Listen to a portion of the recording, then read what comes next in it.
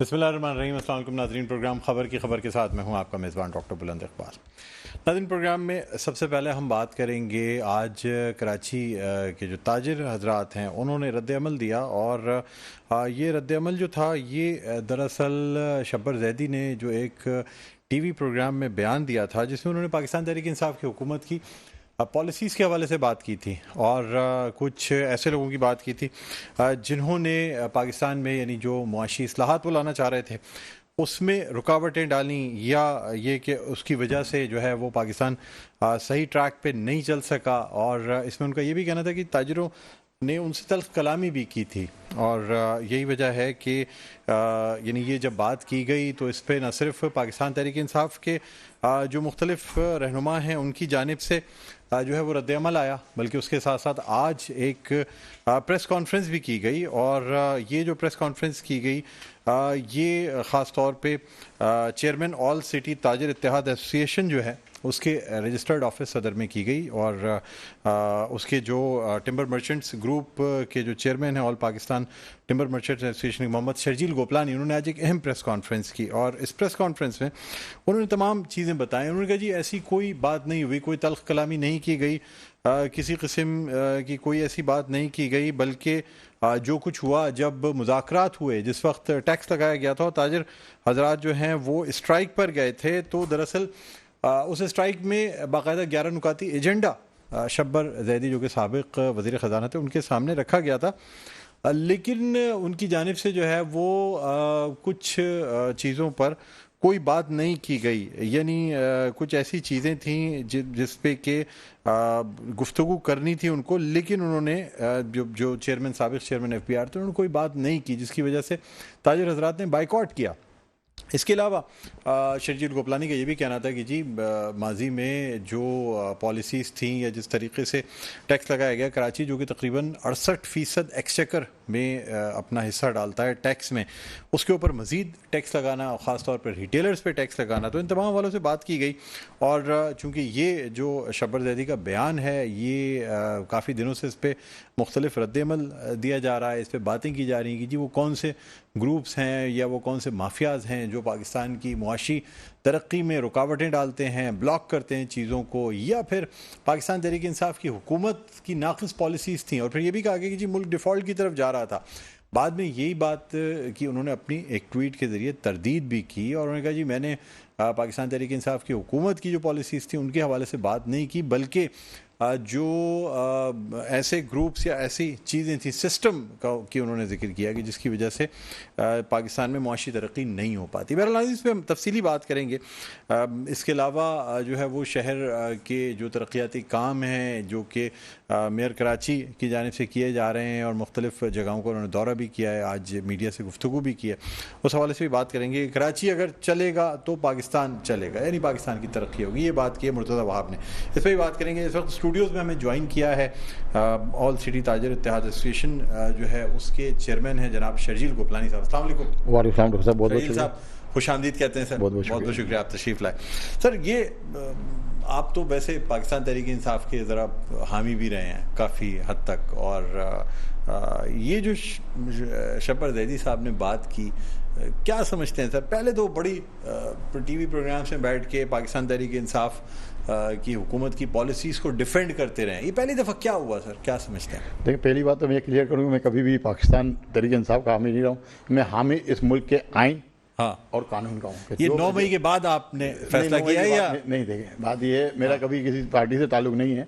अच्छा, ये है कि पाकिस्तान तहरीक इंसाफ की गवर्नमेंट थी, हमारा रिलेशन उस गवर्नमेंट से भी अच्छा था। आज नून लीग या PDM की गवर्नमेंट है तो आज हमारा रिलेशन उनसे भी अच्छा है, उनसे भी अच्छा है, इसमें कोई दो राय नहीं है। अगर पीपल्स पार्टी की ताजिरों के लिए बेहतर हुकूमत किसकी रही? ताजिरों के लिए नहीं, बेहतर मैं नहीं कहूँगा, क्योंकि उस दौर में बहुत ज़्यादा कदगंस हुई, बहुत ज़्यादा हमें प्रॉब्लम्स हुई। PTI की हुकूमत में हमने जो स्ट्राइक कॉल दी थी, PTI की हुकूमत में ही दी, 3 दिन की हमारी स्ट्राइक कॉल थी और उसके बाद फिर हमारी गवर्नर हाउस में मीटिंग हुई और गवर्नर हाउस में फिर हमारे मुज़ाकरात हुए टेलीफोनिक शब्बर ज़ैदी साहब के साथ, और हमने स्ट्राइक गवर्नर साहब के साथ बैठ के आपके सामने हमने वापस ली मीडिया के सामने। और उसके बाद फिर गवर्नर साहब वज़ीर आज़म जो उस वक्त इमरान खान साहब थे उनके साथ गवर्नर हाउस तशरीफ़ लाए, वहाँ पे हमारे मुज़ाकरात शुरू हुए और वो मीडिया ने भी इस चीज़ को दिखाया, वहाँ पे किसी ने सोशल मीडिया पे वो जो बाइकआउट किया हमने वो वीडियो भी चली है تو جو شبر زیدی صاحب کا کہنا یہ تھا کہ کراچی کے تاجروں نے بدتمیزی کی، یہ ٹوٹل جھوٹ ہے اور غلط بات ہے. اس طرح کی بات شبر زیدی صاحب کو کرنی نہیں چاہیے تھی. جی ہمارے ڈیڈ لاک ہوا، ہم نے وہ اس وقت بائیکاٹ کیا ان کا کہ جب آپ ہمارے تجاویز سن نہیں سکتے ہو، ہماری تجاویز نہیں مان سکتے تو ہمارے بات کرنے کا فائدہ نہیں ہے. ہم اٹھ کے ادھر چلے گئے اور اس کے بعد ہماری میٹنگ ہونی تھی وزیر اعظم پاکستان سے. ہمیں اس میٹنگ میں بھی پھر کال نہیں کیا گیا کیونکہ ہم نے جب وہاں پہ بائیکاٹ کر دیا تو مسئلہ ختم ہو گیا. اور ہم نے اس بات کو کلیئر کر دیا کہ ہم کوئی فوٹو سیشن کے لیے نہیں آئے، نہ ہمیں تصویریں کھنچوانے کا شوق ہے. ہمیں تاجروں کے مسائل حل کرنے، اگر مسائل حل ہوتے ہیں تو ہم آپ سے بات کریں گے، ادروائز نہیں کریں گے. اور وہ مسائل حل ہوئے.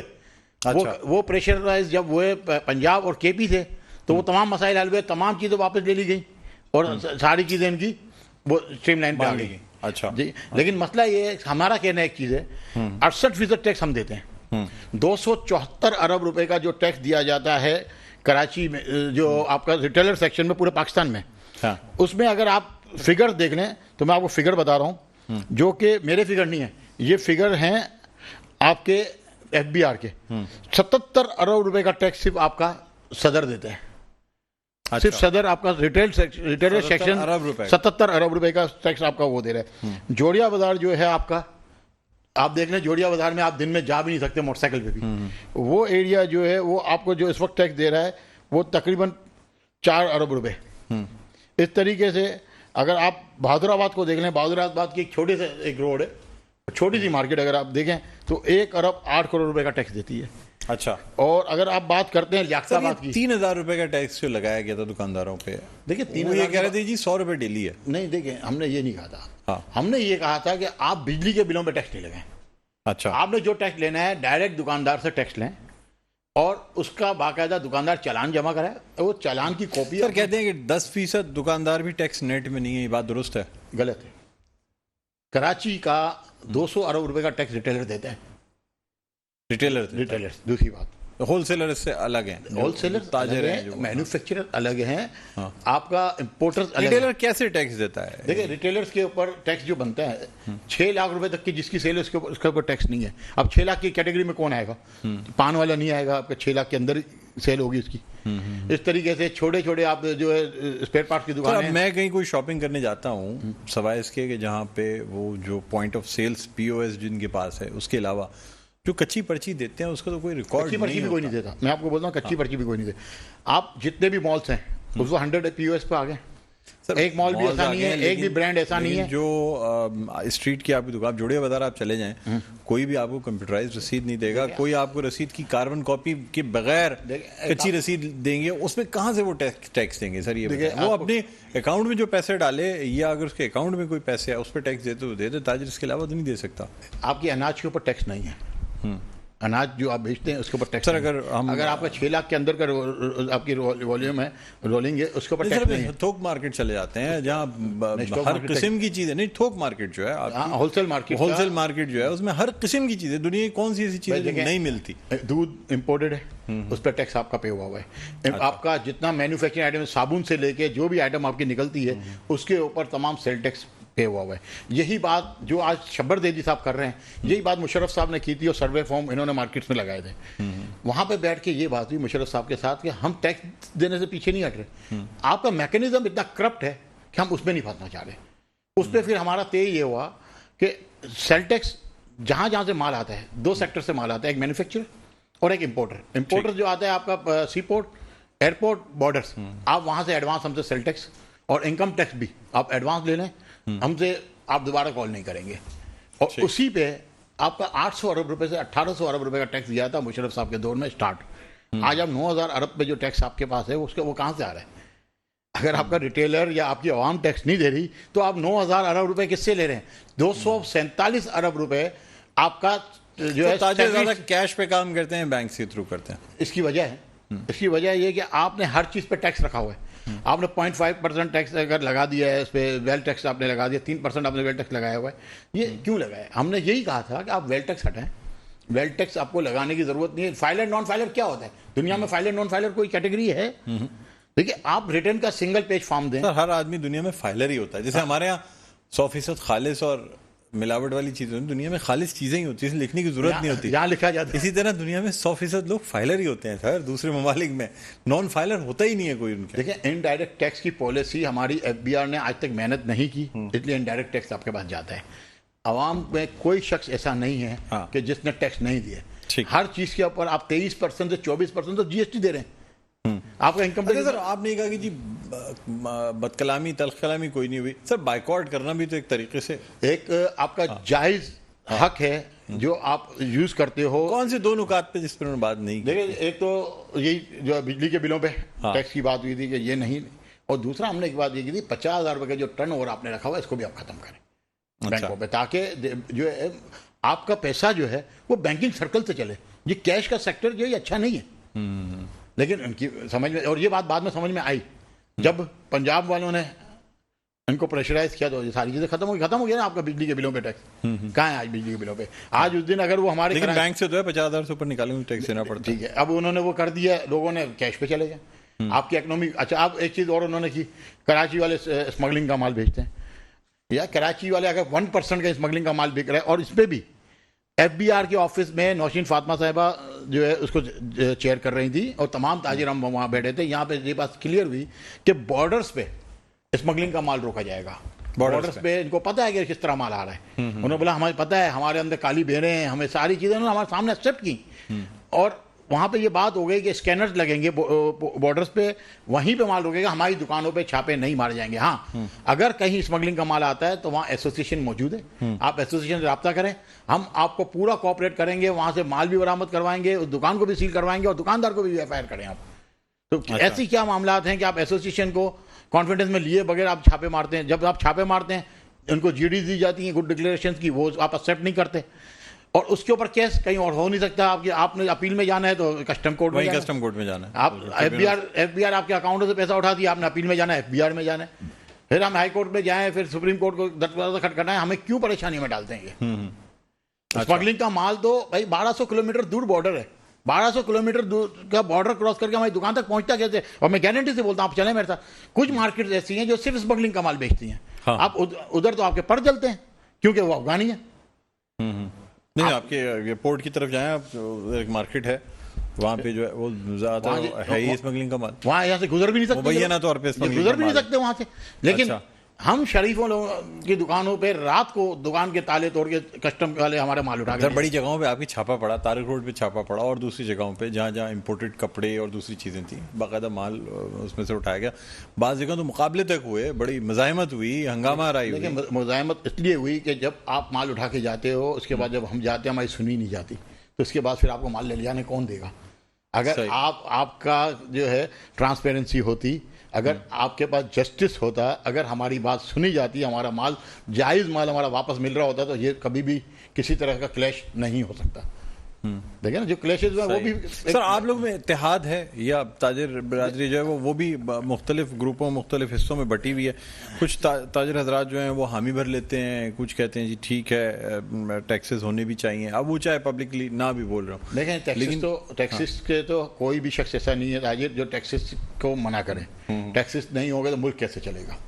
ٹھیک ہے، آج آپ کا نوز، لیکن ٹیکسز کی جسٹیفیکیشن تو آج آپ مجھے بتائیں کراچی میں آپ کے گھر پہ نہانے کا پانی ہماری نلوں میں آتا ہے. بالکل، دیکھیے ہم تو پانی بھی خریدتے ہیں نا، اس کے باوجود بھی ہم ٹیکس پے کر رہے ہیں. اور آپ ملک کا 70% آپ ریونیو جنریٹ آپ کو کراچی کر کے دیتا ہے، اس کا 10% بھی لگتا ہے.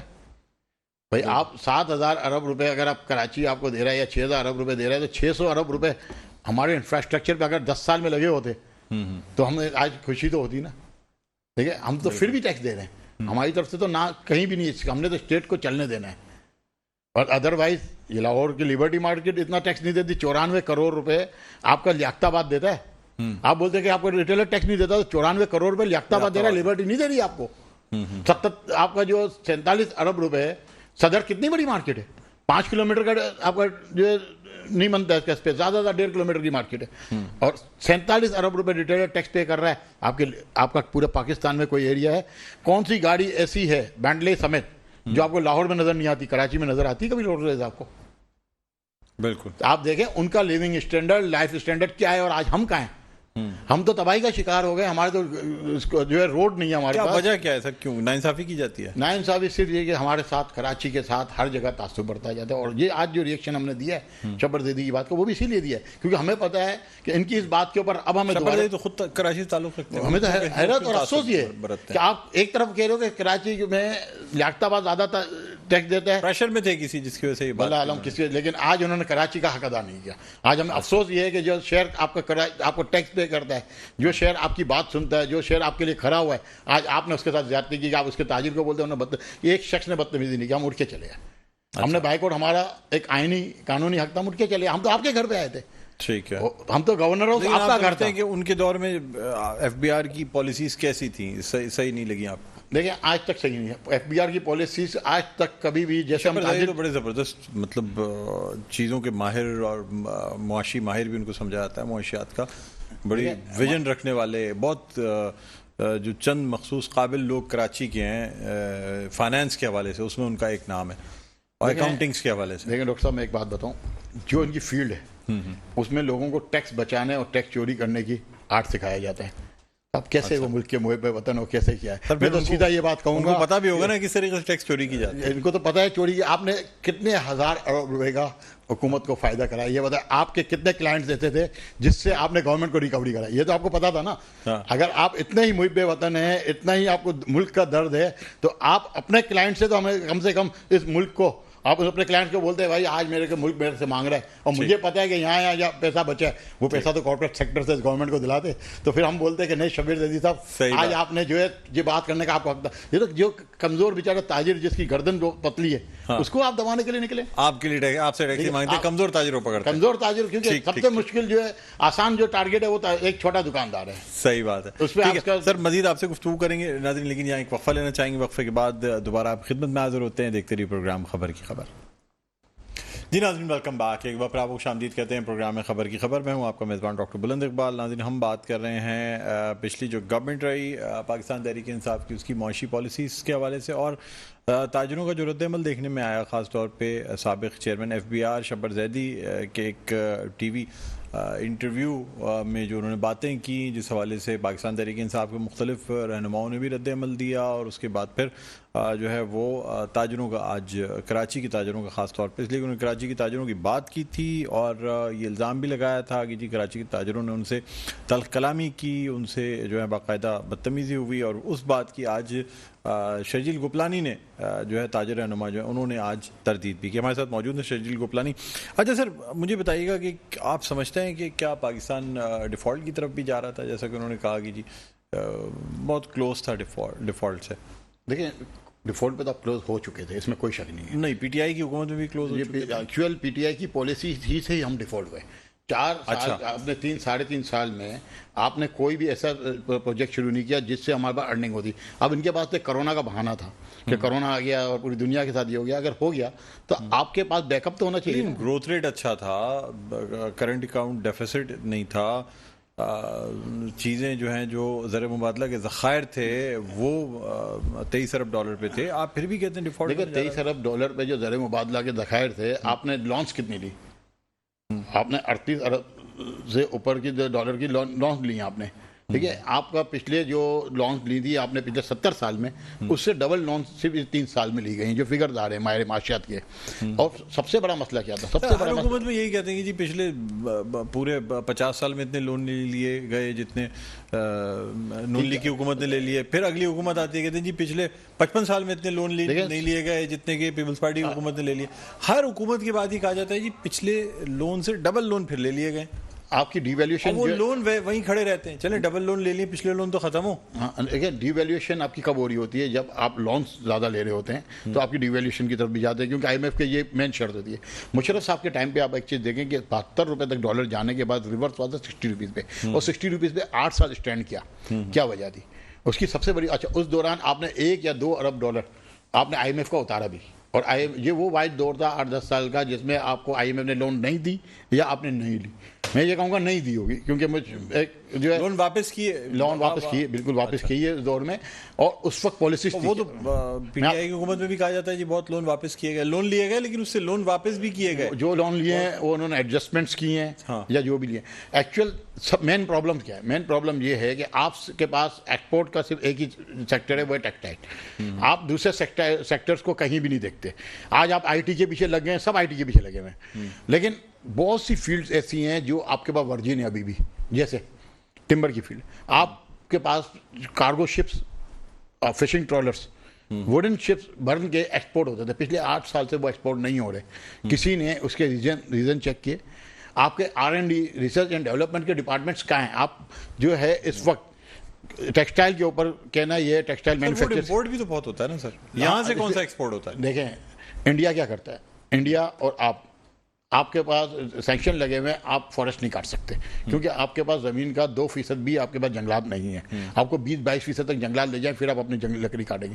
لیکن آپ یہی امپورٹ کر کے را میٹیریل کو ری ایکسپورٹ کر سکتے ہیں. یہی را میٹیریل آپ امپورٹ کر کے شپ آپ پہلے بھی ایکسپورٹ کرتے تھے، آپ یہ ایکسپورٹ کر سکتے ہیں، ری ایکسپورٹ کر سکتے ہیں. پہلے دیکھیے انڈیا میں کانڈلا پورٹ جو ہے صرف ٹمبر ڈیلی کا 15,000 ٹن وہاں پہ امپورٹ ہوتا ہے، اور 4,500-5,000 ٹن وہ ری ایکسپورٹ کرتے ہیں.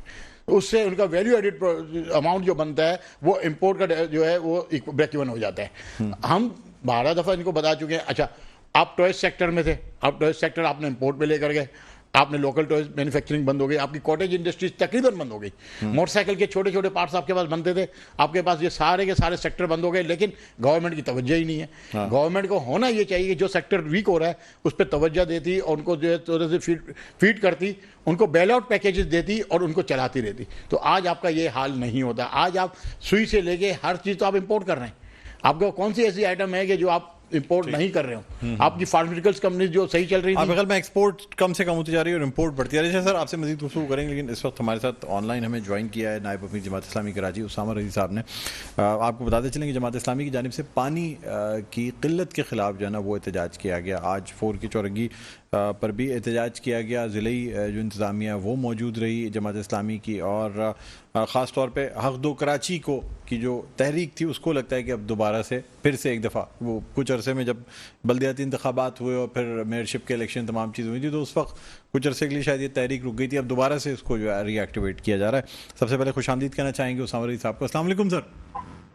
جی وعلیکم السلام سر، بہت بہت شکریہ پروگرام کے لیے وقت نکالا آپ نے.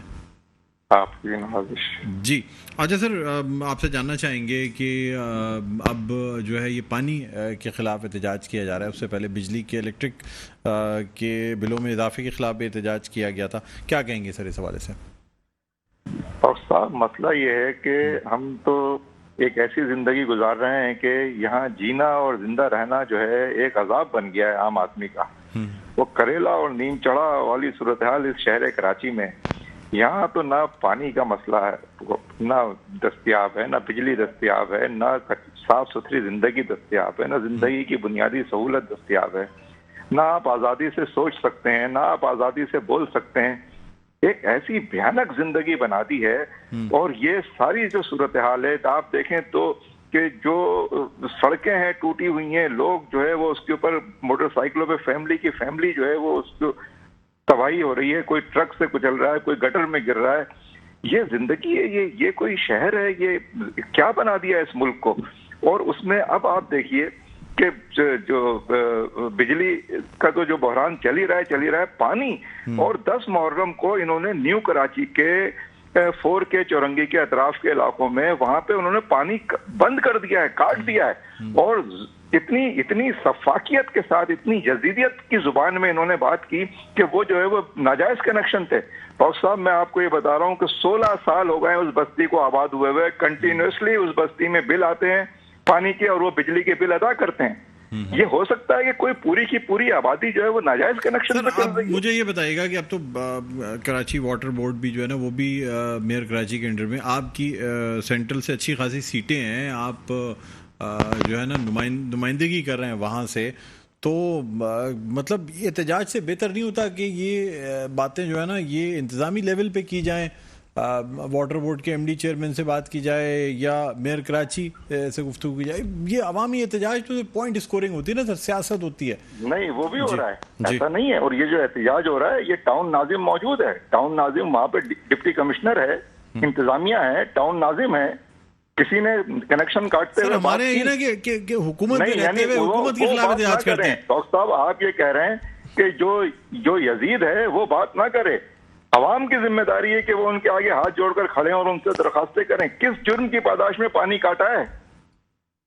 یعنی کس سے بات کرے گا آدمی, کیوں بات کرے گا؟ بھائی میرا گھر ہے, میرے گھر پانی آتا ہے, میں اس کا بل دیتا ہوں, وہ پانی میرا رائٹ ہے. اور آپ یہ دیکھیے ذرا, اور یہ جو ٹاؤن ناظم ہے وہ کھڑے ہوئے ہیں, وہ موجود ہیں وہاں پہ. ایسا نہیں ہے کہ جو ہے مظاہرہ کوئی اور کر رہا ہے اور یہ کوئی سیاست ہو رہی ہے. کوئی سیاست نہیں ہے, یہ زندگی کا بنیادی مسئلہ ہے. سر آپ اگر انتظامی امور پہ آپ انتظامیہ میں موجود ہیں, ٹاؤن ناظمین آپ کے ہیں, تو آپ کو یہ تمام چیزیں جو ہیں یہ ہائر لیول پہ ڈسکس بھی ہونی چاہیے نا. یہ بالکل ہائر لیول پہ بات کی ہے اس کے اوپر, اچھا بالکل بات کی ہے. اور وہ ایک سیاسی گیم کھیل رہے ہیں. وہ یہ کہہ رہے ہیں کہ چونکہ یہاں سے ان کو ووٹ نہیں ملا ہے, اس لیے وہ جیسے اندرون سندھ ہاریوں کو سزا دیتے ہیں کہ آئندہ تم ہمیں ووٹ ڈالو گے اور ہمیں ووٹ نہیں ڈالو گے تو تمہارے کھیت جلوا دیں گے, تمہاری نہر کا پانی بند کر دیں گے. یہ سزا دینے کے لیے انہوں نے یہ قدم اٹھایا ہے. ورنہ کوئی ایسا ہوتا ہے کہ کسی پوری بستی 100% بستی جو ہے وہ بل نہیں دے رہی ہے, یا 100% بستی میں ناجائز کنیکشن ہے. کوئی عقل ہے کسی کی؟ کوئی اس طرح کر سکتا ہے اور سوچ سکتا ہے اس طرح سے؟ ٹھیک ہے. ظلم ہے یہ, ظلم کی انتہا ہے یہ. ٹھیک سر, اب کیا لائے عمل ہوگا مختصر مجھے بتا دیجیے گا, کس طریقے سے پھر اس کو ہینڈل کریں گے؟ ہم اس کے خلاف 4 اگست کو واٹر بورڈ کے باہر دھرنا دے رہے ہیں. اور یہ جو ہے, یہ جو پیپلز پارٹی کے ہاتھ میں وہ مرغی آ گئی ہے جو روزانہ سینکڑوں سونے کے انڈے دیتی ہے. یہ اب کراچی میں لوٹ مار کا ایک نیا کھیل شروع ہونے جا رہا ہے. MKM اور پیپلز پارٹی کے انڈرسٹینڈنگ سے عوام کو سزا دینے کا پلان ہے کہ جو ہے ان کو آئندہ کے انتخابات کے نقطہ نظر سے وہ سزا دینے کا پلان بنا رہے ہیں کہ تمہارے دماغ ٹھکانے لگائیں گے ہم, تمہاری ہمت کیسی ہوئی کہ تم نے ہمارے خلاف ووٹ ڈالا. یہ ہے ان کے عزائم. اور ہم اس کو ریزسٹ کریں گے, اس کو بے نقاب کریں گے. اور یہ عوام کو کمزور نہ سمجھیں, یہ نہ سمجھیں کہ یہ ہاری ہے جو ہاتھ جوڑ کے کھڑا ہو جائے گا. یہ کراچی ہے, یہ انشاءاللہ ان کو سیاسی زبان میں بھی اور انتظامی زبان میں بھی پوری طرح سے ہم اس کو جو ہے, جو بھی ہمارے پاس جمہوری اور قانونی اور انتظامی ذرائع ہیں اور سیاسی ذرائع ہیں, بھرپور طور پہ بروئے کار لائیں گے اس کو انشاءاللہ تعالی. ٹھیک ہے, بہت بہت شکریہ اسامہ رضی صاحب, آپ نے پروگرام کے وقت نکالا. ناظرین, نائب امیر جماعت اسلامی کراچی اسامہ رضی ہمارے ساتھ موجود تھے. ان کا کہنا تھا کہ یہ احتجاج بھی اس لیے کیا گیا. بہرحال ایک چھوٹا سا وقفہ لیں گے ناظرین, وقفے کے بعد دوبارہ آپ کی خدمت میں حاضر ہوتے ہیں. دیکھتے رہیے پروگرام خبر کی خبر. جی ناظرین, ویلکم بیک. ایک دو پھر آپ کو خوش آمدید کہتے ہیں پروگرام میں خبر کی خبر. میں ہوں آپ کا میزبان ڈاکٹر بلند اقبال. ہمارے ساتھ موجود ہیں شرجیل گوپلانی صاحب. سر, اب کیا لائے عمل ہوگا, کیا سمجھتے ہیں آپ؟ مطلب یہ تو آپ نے کلیریفیکیشن دے دی, چلیں پرانی بات تھی, بات ختم ہوئی, اب مزید ٹیکسز بھی لگانے کی بات کی جا رہی ہے. نہیں لگائیں ٹیکسز, لیکن سب سے بڑی بات آپ ٹیکس کا نیٹ ورک تو بڑھائیں. صرف کراچی کے اوپر لوڈ کیوں ڈال رہے ہیں؟ آپ کراچی کے تاجر کا اکاؤنٹ سیل کر دیتے ہیں, اس کے اکاؤنٹ سے پیسے اٹھا کے لے جاتے ہیں FBRs کے نمائندے باقاعدہ بینکوں میں جا کے, اور ہمیں انفارم بھی نہیں کیا جاتا. ہمارے اکاؤنٹ سے پیسے چلے جاتے ہیں, اس کے بعد بینک سے کال آتی ہے, ہم جاتے ہیں, ہمیں لیٹر دے دیا جاتا ہے, بھائی اتنے لاکھ آپ کے اکاؤنٹ میں پڑے تھے, بینک یہ لے کے چلے. ہم جاتے ہیں, بھائی ہمارا اتنا ڈیو نکلتا تھا, آپ کے بھائی کس طرح کا ڈیو نکلتا تھا, اب اس پہ بحث شروع ہوتی ہے. آپ اپیل کریں. اب اپیل میں جب آپ جیت جاتے ہیں 2 سال 3 سال بعد, وہ کہتے ہیں کہ یہ ہم ایڈجسٹمنٹ کر دیں گے آپ کے ٹیکس پیسے, واپس پیسے پھر بھی نہیں دیتے. تو زیادتی ہے نا. ٹھیک, آپ جو ہے اگر آپ نے ملک کو چلانا ہے تو ایکول رائٹس ہونے چاہیے سب کے. آپ مجھ سے جتنا ٹیکس لے رہے ہیں اتنا ٹیکس لاہور سے بھی تو لیں, اسلام آباد سے بھی تو لیں, پشاور سے بھی لیں. کیا پشاور کے گھروں میں وہاں پہ کوئی 8-10 کروڑ روپے کا گھر نہیں ہے لوگوں کے پاس؟ وہ 10 کروڑ میں گھر میں رہنے والا کراچی میں جو بیچارہ جھونپڑی میں بھی رہتا ہے وہ بھی ٹیکس دیتا ہے. صحیح بات. آج کراچی میں ہم کو نہ پینے کا پانی ملتا ہے, نہ ہمیں بجلی مل رہی ہے, نہ ہمارے گھر کے پاس سیوریج کا نظام صحیح ہے, نہ ہمارے پاس سڑکیں. آج پوزیشن یہ ہے کہ موٹر سائیکل کے اوپر اگر ہم زیادہ سفر کرتے ہیں تو ڈاکٹر کہہ دیتے ہیں کہ آپ کا اسپینل کارڈس کا ایشو بن گیا ہے, اب موٹر سائیکل پہ سفر نہیں کریں. اب کتنے بچوں کے اب دیکھیں اسپینل کارڈس کا ایشو بنا ہے. ایک مسئلہ ہو جہاں پہ آپ اس کی بحث کریں گے نا. یہ تو ہم فیڈرل بورڈ کو ٹیکس دیتے ہیں جو آپ کے سامنے فگر تھے. ہم تقریباً ریونیو بورڈ کو جو ٹیکس جاتا ہے وہ الگ ہے. آپ دیکھیں کراچی کا مقامی ریسٹورنٹ کا آنر, جو مقامی ریسٹورنٹ کا آنر, وہ آپ کو جو ہے ٹیکس چارج کر کے بل کاٹتا ہے، اور اس کے برابر میں ایک چارپائی کے جو ہوٹل کام کر رہا ہے، وہ چارپائی پہ ہوٹل آپ کو پتا ہے کیسے ہوٹل چل رہے ہیں کراچی کے اندر، شنواری جسے کہتے ہیں، شنواری، اس نے 1 روپیہ ٹیکس نہیں دینا. اچھا، اس کا بھی لاکھوں روپیہ بزنس ہے، اس کا بھی لاکھوں روپیہ بزنس ہے، لیکن جہاں کا جو مقامی جو ہے اس نے ٹیکس دینا ہے.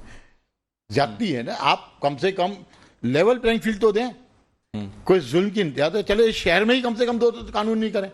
اس شہر میں آپ 2 قانون. آپ سمجھتے ہیں کہ مطلب جو آپ لوگ یعنی اپنی بات کر رہے ہیں لوگوں تک پہنچا رہے ہیں، یہ اس سے کوئی فرق پڑے گا؟ دیکھیں ہم تو کوشش کر رہے ہیں. آپ نے تھوڑی دیر پہلے ایک بات بولی کہ تاجر بھی بٹے میں، یہ سارا کام ہوتا ہے چیمبرز کا.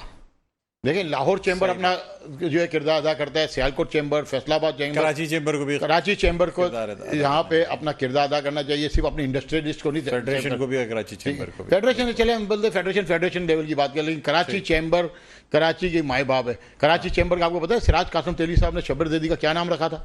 جی، میڈیا کے سامنے وہ گبر زیدی کہتے تھے.